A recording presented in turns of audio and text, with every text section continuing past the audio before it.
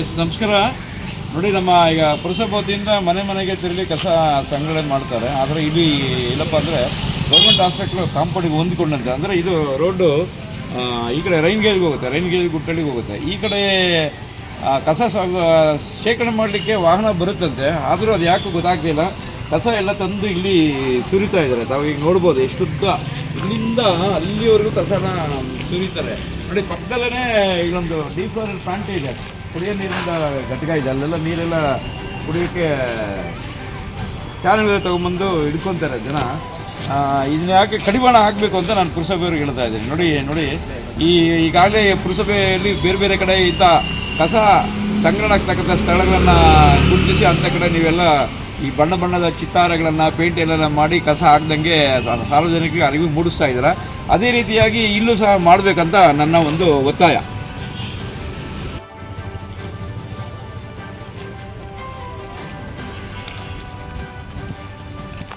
ನೋಡಿ ನಮಸ್ಕಾರ. ಈಗ ಇದೇ ಒಂದು ಏನು ಕಸ ಹಾಕ್ತಾರೆ, ಆ ಕಸ ಹಾಕೋ ಸ್ಥಳದಲ್ಲಿ ಇದೊಂದು ನೀರಿನ ಬುಗ್ಗೆ, ಇದು ಪೈಪ್ಲೈನು, ಪಂಪ್ ಹೌಸಿಂದ ಕಲೆಕ್ಷನ್ ತಗೊಂಡಿರ್ತಕ್ಕಂಥ ಪೈಪ್ಲೈನ್. ಇದು ರಸ್ತೆ ಹೊಸದಾಗಿ ಹಾಕಿದ್ದಾರೆ. ಆದರೆ ರಸ್ತೆ ಎಲ್ಲ ಕಿತ್ಕೊಂಡು ಹೋಗಿ ಇದೆಲ್ಲ ಒಳ್ಳೆ ನೀರಿನ ಬುಗ್ಗೆಗಳ ಥರ ಹೋಗ್ತಾ ಇದೆ. ಕನಿಷ್ಠ ಪಕ್ಷ ಒಂದು 6 ತಿಂಗಳಿಂದ ಈ ರೀತಿ ವೇಸ್ಟ್ ಆಗ್ತಾಯಿದೆ, ನೀರು ಕೂಡಾಗ್ತಾ ಇದೆ. ಇದು ಅಷ್ಟೇ, ಈ ಮಾರ್ಗನೂ ರೈನ್ಗೇಜ್ ಹೋಗ್ತಕ್ಕಂಥ ಮಾರ್ಗ.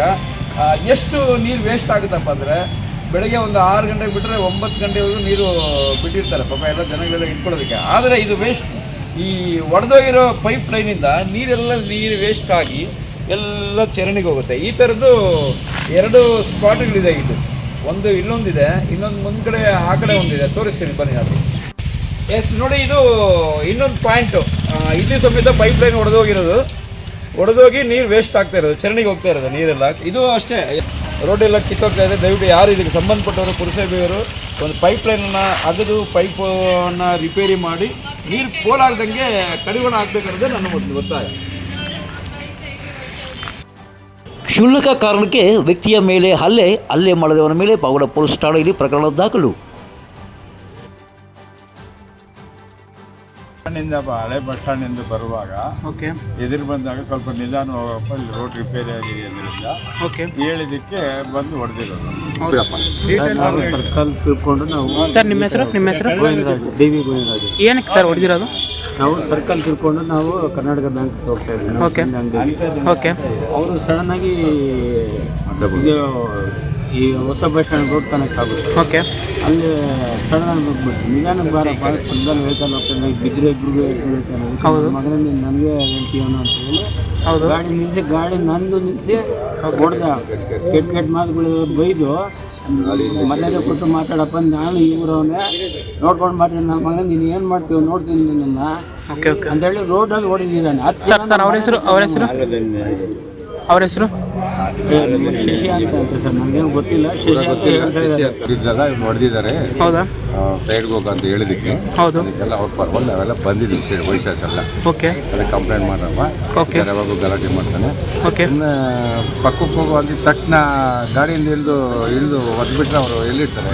ಹೌದೌದು, ಆ ಥರಕ್ಕೋಸ್ಕರ ನಾವು ಕಂಪ್ಲೇಂಟ್ ಕೊಡೋಕೆ ಇಲ್ಲಿ ಬಂದಿದ್ದೀವಿ. ಹೆಸರು ಅಂಜನ್ ಹಿರೇ ಪಾವಗಡ ಹಳೆ ಬಸ್ ಸ್ಟ್ಯಾಂಡ್ ಸ್ಟೇಟ್ ಏರಿಯಾ ಬರಮಾಡ್ತಾ ಇದ್ವಿ. ಈ ಥರ ಪಬ್ಲಿಕ್ಕು ನ್ಯೂಸೆನ್ಸ್ ಆಗಬಾರ್ದು. ಆ್ಯಕ್ಚುಲಿ ಆಕ್ಸಿಡೆಂಟ್ಗಳು ಎಷ್ಟೋ ಆಗ್ತಾ ಇದ್ದಾರೆ. ವೈಜ್ಞಾನಿಕ ತಿರುಗಳಿದ್ದಾವೆ, ತಿಳುವಳಿಕೆ ಇಲ್ದವರೆಲ್ಲ ರಸ್ತೆ ಮೇಲೆ ಬರ್ತಾ ಇದ್ದಾರೆ, ಇಲ್ಲದೆ ಇರೋರೆಲ್ಲ ರಸ್ತೆ ಮೇಲೆ ಬರ್ತಾ ಇದ್ದಾರೆ. ಈಗ ವಯಸ್ಸಾಗಿರೋರನ್ನ ಗುದ್ಬಿಟ್ಟು ಕೆಳಗೆ ಬಿದ್ಮೇಲೆ ಎತ್ತದ್ಬಿಟ್ಟು ಅವ್ರು ಬಂದು ಮತ್ತೆ ಕಪಾಳ ಮೋಕ್ಷ ಮಾಡಿ 2 ಸಾರಿ 3 ಸಾರಿ ಹೊಡಿತಾರಂತೆ. ಇದಕ್ಕೆ ಏನು ಮಾಡ್ಬೇಕು ಹೇಳಿ? ನಾವು ಅಲ್ಲಿ 100 ಜನ ಸೇರಿದ್ದಕ್ಕೆ ಸಾಹೇಬ್ರು ಬಂದರು, ಕಂಪ್ಲೇಂಟ್ ಕೊಡ್ರಿ, ರಿಜಿಸ್ಟರ್ ಮಾಡ್ತೀವಿ ಅಂತ ಹೇಳಿದ್ರು. ಅದಕ್ಕೋಸ್ಕರ ನಾವು ಪೊಲೀಸ್ ಸ್ಟೇಷನ್ ಮೆಟ್ಲತ್ತಿದ್ದೀವಿ, ಯಾವತ್ತೂ ಬರದೇ ಇರೋರು. ಇವಾಗ ಕಂಪ್ಲೇಂಟ್ನ ಕೊಟ್ಟಿದ್ದೀವಿ, ರಿಜಿಸ್ಟರ್ ಮಾಡಿಕೊಂಡು ಒಂದು 1/4 ಗಂಟೆಗೆ FIR ಮಾಡ್ತೀವಿ ಅಂತ ಹೇಳಿದ್ದಾರೆ. ಅವ್ರ ಹೆಸರು ಬಂದ್ಬಿಟ್ಟು ಶಶಿ ಅಂತ, ತೆಂಗಿನಕಾಯಿ ಮಾರೋರು. ಬರೀ ಇದೊಂದೇ ಅಲ್ಲ ಅವ್ರದ್ದು, ಪೂರ್ವ ಅವ್ರ ಹಿಸ್ಟ್ರಿ ತೆಗೆದ್ರೆ ಬರೀ ಗಲಾಟೆಗಳು, ಕುಡಿದು ಬರೋದು, ಗಲಾಟೆ ಮಾಡೋದು. ತೆಂಗಿನಕಾಯಿ ಸಿಕ್ಕಾಪಟ್ಟೆ ರೇಟ್ ವಸೂಲಿ ಮಾಡಿ ಸಾರ್ವಜನಿಕರಿಗೆ ತುಂಬ ತೊಂದರೆ ಕೊಡ್ತಾ ಇದ್ದಾರೆ. ಇವ್ರ ಮೇಲೆ ದಯವಿಟ್ಟು ಕಾನೂನು ರೀತಿ ಏನಿದೆಯೋ ಕ್ರಮ ಅದನ್ನು ತಗೊಳ್ಳೇಬೇಕು. ಅದ್ರ ಡಿಮ್ಯಾಂಡ್ ಮಾಡೋಕ್ಕೋಸ್ಕರ ನಾವು ಇಷ್ಟು ಜನ ಅವ್ರ ಸಪೋರ್ಟ್ಗೋಸ್ಕರ ಬಂದಿದ್ದೀವಿ.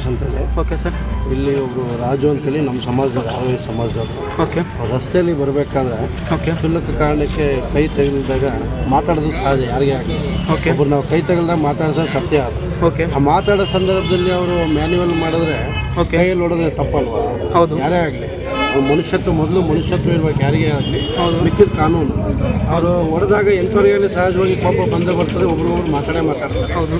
ಹಂಗಿದ್ದಾಗ ಈಗ ರಸ್ತೆ ಒಂದು ಇಕ್ಕೆಲಗಳಲ್ಲಿ ಈಗ ಪೊಲೀಸ್ ಇಲಾಖೆಗೆ ಆಲ್ರೆಡಿ ಕಂಪ್ಲೇಂಟ್ ಕೊಟ್ಟಿದ್ದೀವಿ. ಓಕೆ. ಸೇತುರಾಮ್ ಅಂತ. ಓಕೆ.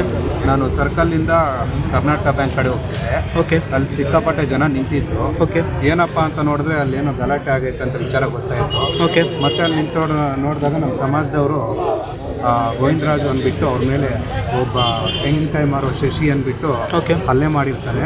ಓಕೆ. ತುಂಬ ಇದ್ರವಾಗ ಹಲ್ಲೆ ಮಾಡಿದ್ದಾರೆ. ಅದನ್ನು ಹೋಗಿ ನಾವು ಹಾಸ್ಪಿಟ್ಲಲ್ಲಿ ಚೆಕಪ್ ಮಾಡಿಸಿದ್ವು. ಅಲ್ಲಿ ಹೋದಾಗ ಅವ್ರಿಗೆ MRI ಸ್ಕ್ಯಾನ್ ಎಲ್ಲ ಮಾಡಬೇಕಂತ ಹೇಳಿದ್ದಾರೆ. ಅವ್ರಿಗೆ ತುಂಬಾ ಏಟಾಗಿದೆ. ಓಕೆ. ಪಾವಗಡ ತಾಲೂಕಿನ ತಾಜಾ ಸುದ್ದಿಗಳಿಗಾಗಿ ನಮ್ಮ ಚಾನಲನ್ನು ಪಾವಗಡ ಪವರ್ ನ್ಯೂಸ್ ಎಂದು ಟೈಪ್ ಮಾಡಿ, ಸಬ್ಸ್ಕ್ರೈಬ್ ಮಾಡಿ, ಜಾಹೀರಾತಿನಲ್ಲಿ ಪ್ರೋತ್ಸಾಹಿಸಿ, ಬೆಂಬಲಿಸಿ, ಲೈಕ್ ಮಾಡಿ, ಶೇರ್ ಮಾಡಿ. ನಾನು ನಿಮ್ಮ ಸತ್ಯ ಲೋಕೇಶ್, ಸಂಪಾದಕರು, ಪಾವಗಡ ಪವರ್ ನ್ಯೂಸ್.